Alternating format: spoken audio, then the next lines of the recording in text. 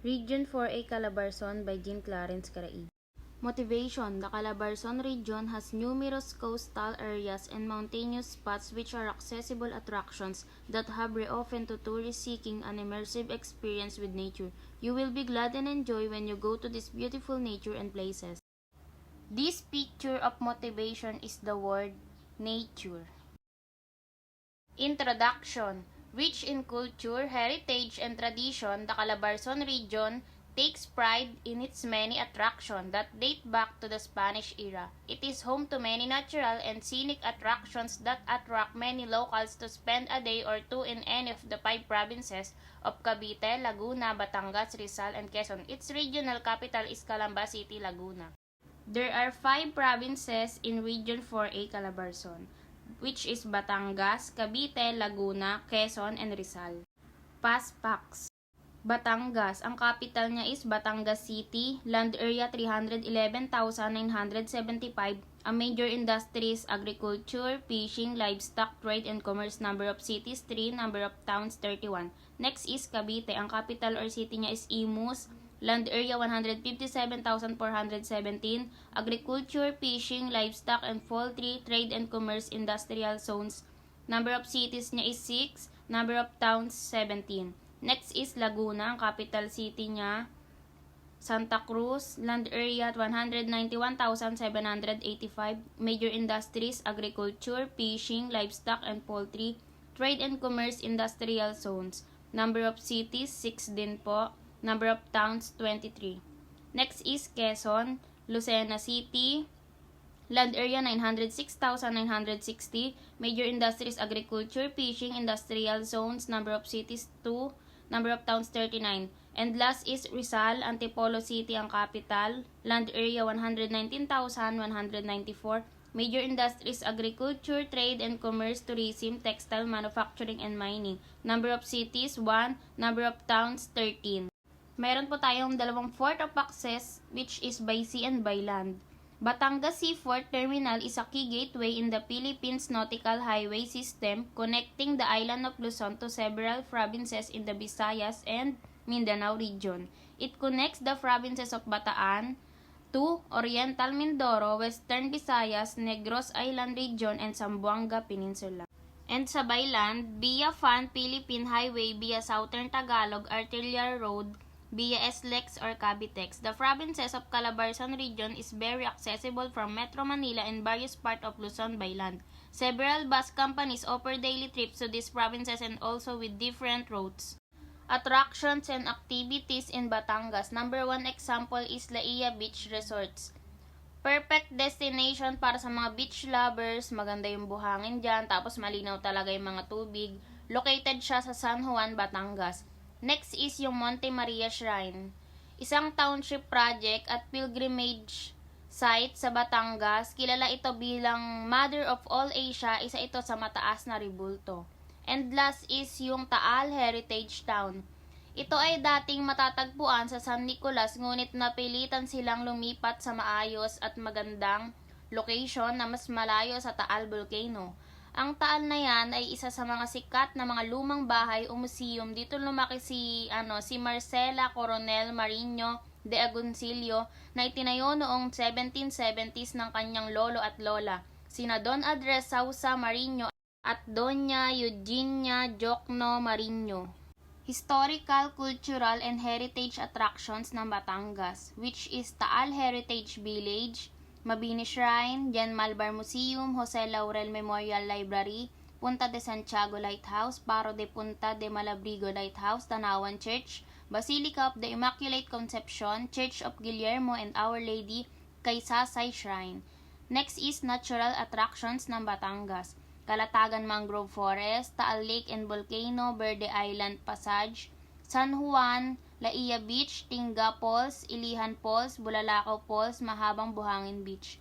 Built attractions ng Batangas, may Plaza Mabini, Heroes Promenade, San Lorenzo Step, Old House of the Agoncillo Family, Doña Marcela Agoncillo Museum.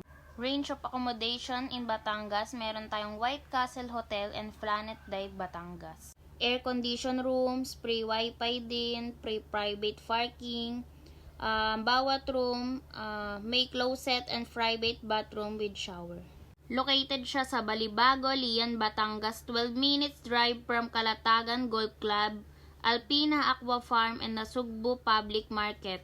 20 minutes drive away. Ang kagandahan dyan, alam ko merong airport shuttle na tinatawag. Sasakay ka from airport direct mismo dyan sa White Castle. Na 47 minutes ang layo from Manila International Airport. Pag gusto nyong pumunta dito, meron tayong budget less than 1.5 per night. Bilyak Crystalline, City Sleep Inn, Talisay Green Lake Resort, Sukitel Budget Hotel, and Centro Royal Hotel. Pag naman kayo ng budget nyo is 1.5 to 3,000 per night, meron tayong White Castle Hotel and Resort, yung binanggit ko kanina. Next is Hacienda Darasa Garden Resort Hotel, Hotel La Corona de Lipa, Days Hotel Batangas, Taal Imperial Hotel and Resort, Planet Dive Hotel Cara. Kung gusto niyo naman na mas social at mas malaki ang budget nyo, at least 3,000 per night pataas, meron tayong Pico Sands Hotel, The Farm at San Benito, The Suits at Mount Malarayat, Anilaw Awari Bay Resort, Lux Loves Hotel, Costa Saltorino, Club Balay Isabel Hotel, Kintay Coritas Garden Hotel, and Farm Beach Resort.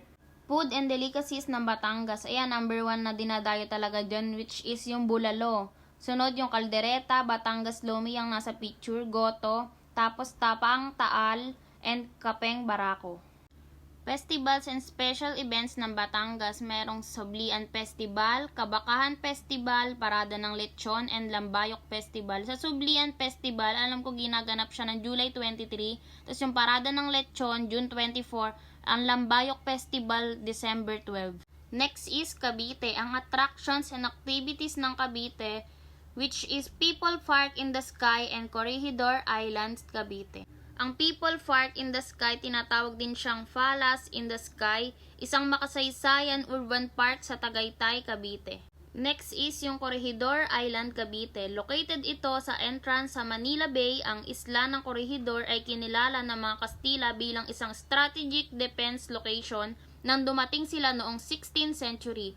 Pinangalanan nila itong Island of the Corrector. Ayan pa ang mga ilang attraction and activities ng Cavite, which is Mount Pico de Loro and Balit or Balite Falls. Diyan sa Balit or Balite Falls, yung mga cottage dito nagkakahalaga ng 200 to 500 pesos. Kung napaplano naman kayo na mag-overnight, may 1.5 per night ang rooms. Historical, cultural, and heritage attractions ng Cavite. Gen Emilio Aguinaldo Shrine, Corregidor Island, Fort San Felipe, Dasmariñas Catholic Church, Andres Bonifacio House, Tejeros Convention Site, Mailong Barracks, and Malinta Tunnel. Next is natural attractions, Tagaytay Ridge, Cabag Cave, Mount Palay-Palay, and Mount Mataas na Gulod National Park, Pico de Loro, Balite Falls, and Malibik-Libik Falls. Next is built attraction, Cavite City Library Museum, and 13 Martyrs Centennial Plaza. Range of accommodation in Cavite, if budget mo is less than 1.5 per night, meron tayong Hotel Sogo Bacoor, Spring Plaza Hotel, Campari Inn, One Serenata Hotel, and Dragonfly Transient House. 1.5 to 3,000 per night, meron tayong Microtel by Windham Eagle Ridge Cavite, Cool Martin Resort, Destination Hotel South Forbes, Calipain Resort, Casa Verde, Boutique Hotel and Gardens. If budget mo naman at least 3,000 per night, meron tayong The Baylip Cavite, Microtel by Windham South Forbes Nubali, Tansa Oasis Hotel, Island Cove Hotel, Mount Sea Resort, and The Hills at Sila. Food and delicacies ng Cavite, meron tayong pansit pusit. Ayan yung nasa picture, yung kulay black siya na may puset tsaka pansit, yung black yung bihon niya. Next is yung quesillo, bibingkoy, bitchokoy, biyuko, tsaka yung tamales. Kasi dito sa atin, alam ko meron ding tamales na nabibili dito sa Bataan. Festival and special events ng Cavite, Kalayaan Festival, June 12. 2 weeks long event yung pag-celebrate ng Independence Day nila. Ang festival na ito ay nilungsad noong 2005. May mga iba't ibang activities like street dancing, float parade, mga beauty pageant, and trade fair. Dito naman sa Regada Festival, June 22 to 24. Famous festival sa Cavite na isinasagawa ng sprinkling water. Ang Regara ay isang Spanish word meaning sprinkler or to water. Next is Kawain Festival, September 7, Pahimis Festival, 2nd week ng February, Wagayway Festival, May 29, at Tinapa Festival, October. Attractions and activities ng Laguna, number 1 is Hidden Valley Springs. May 1 hour and 30 minutes biyahe mula sa Maynila, Pacalawan. Ang main featured ng place nito ay waterfalls, natural springs, and pools. Dito naman sa Liliw Church, ang Liliw Church daw ay tinayo bilang redusyon ng mga Franciscan priests Juan de Plasencia at Diego Oropesa taong 1578. Ito ay sinama bilang isang bisita na nagkarlan hanggang sa ito ay naging isang independent parish kasama si Miguel de San Lucas, the first parish priest noong 1605 na mga misyonerong Francisco. Historical, cultural, and heritage attractions in Laguna: Underground Cemetery, Japanese Garden, Rizal Shrine, Pila Heritage Site, San Isidro de Labrador Parish. Natural attractions: Mount Makiling, Pagsanhan Falls, Taytay Falls, Panguilo Panguil River Eco Park, Cabinti Underground River. Next is built attraction: Pansol Private Resorts, Enchanted Kingdom, Villa Escudero, Lake Caliraya, Nubali, Splash Island, and Natural Arts Center. Ayan ang mga sample places or resort na magaganda sa Laguna, which is yung Rock Point Hot Spring Resort and Blue Hotel and Resort. Range of accommodation in Laguna: if your budget is less than 1.5 per night, meron tayong Traders Mega A Inn, Dragon Hotel, Asia Blooms Inc. Hotel Pavilion, Tropical View Inn, and Grove Nature Garden. Sa 1.5 to 3,000 per night, meron naman Pagsanhan Falls Lodge and Summer Resort, Green Grass Boutique Hotel, Rock Point Hot Spring Resort Hotel, Casa del Rio Resort, Villa Socorro Agri Eco Village Farm and Resort, and Fresh and Green Lodging Inn. At least 3,000 per night, meron tayong tahanan ni Aling Meding Hotel, Blue Hotel and Resort, San Tomas Sites Microtel by Winham Santo Tomas, Batangas. Food and delicacies in Laguna: meron tayong bibingkang abnoy, bibingka de makapuno, kasaba cake na talagang dinadayo pa sa Laguna, sinigang na baka with langka, uraro, and kinulob na itik or salted egg. Festivals and special events in Laguna: sa April, merong Pandan Festival, February, Bangkero Festival, Gat Tayaw Chinelas Festival, first week ng April, tapos yung Piña Festival, May, and Festival of Lights. Attractions and activities in Quezon, which is yung Villa Escudero Plantations, na located siya sa Tiaong or Chaong, Quezon. Alam ko binalag siya ni Vice Ganda, which is kasama niya yung mga friends niya na pumunta dyan. Maganda dyan kasi yung habang nagbo-boodle fight kayo ng family or friends mo, makikita mo yung view or yung falls dyan sa harap nyo, tapos pwede kayo maligo, ganon. Next is yung Kamay ni Jesus Shrine. Isa rin ito sa sikat na Holy Week destination para sa mga gustong magdasal o manalangin. 305 steps para makaakyat ka sa 50 feet papunta sa itaas ng rebulto na to. Mga places, historical, cultural, and heritage attractions in Quezon: San Isidro Labrador Parish, Basilica of St. Michael, Lucena Cathedral, Quezon Museum, natural attraction Cagbalete Island, Salibungot Beach, Dampalitan Beach, Quezon National Park, Minasawa Bird Sanctuary. Built attraction Kamay ni Jesus Shrine, Coconut Pavilion. Graceland Estates and Country Club. Located yung resort nila sa Tayabas City, Quezon.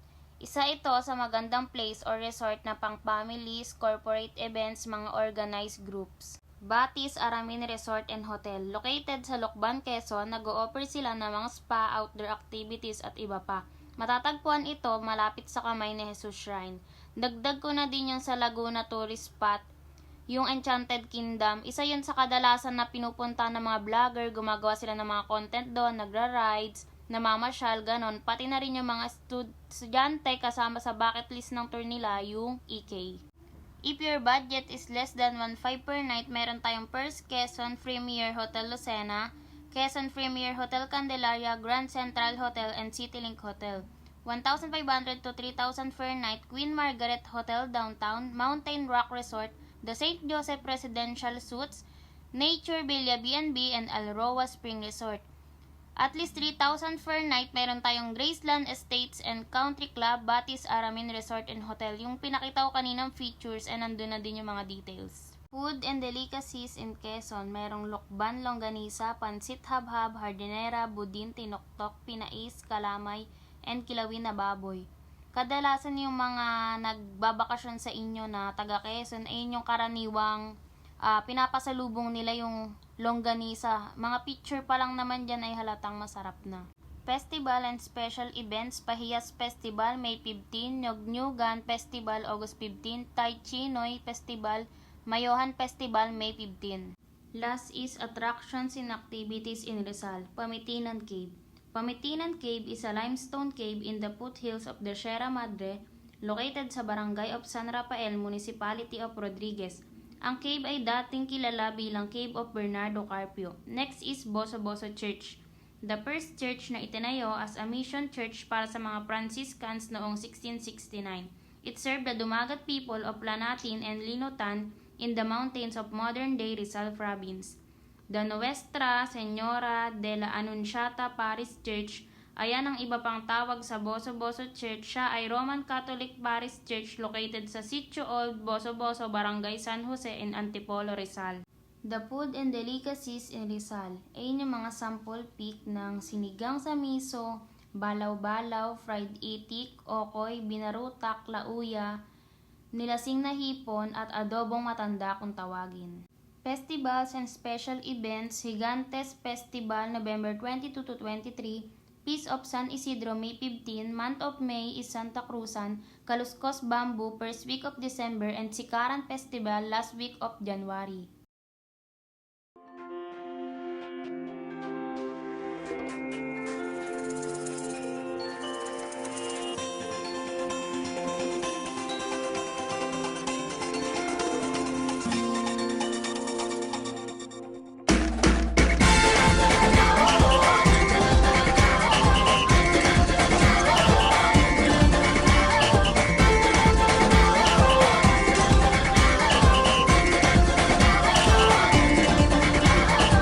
Minsay natuwa ang may likha, 7,000 pulo ang ginawa.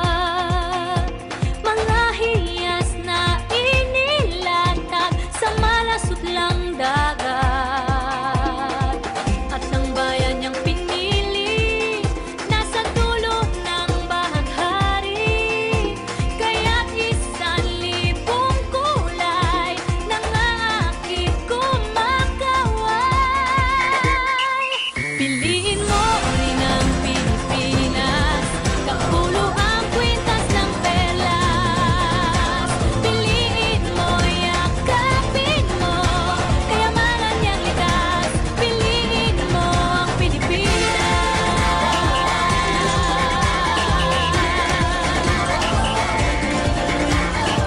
Kasayahang di mapatid, ramdam sa bawat awit. Sa masisiglang inda, mga puso'y lumilipad. Piliin mo rin ang Pilipinas, kapulo ang kwintas ng perlas. Piliin mo, yakapin mo, kayamanan niyang likas. Piliin mo ang Pilipinas.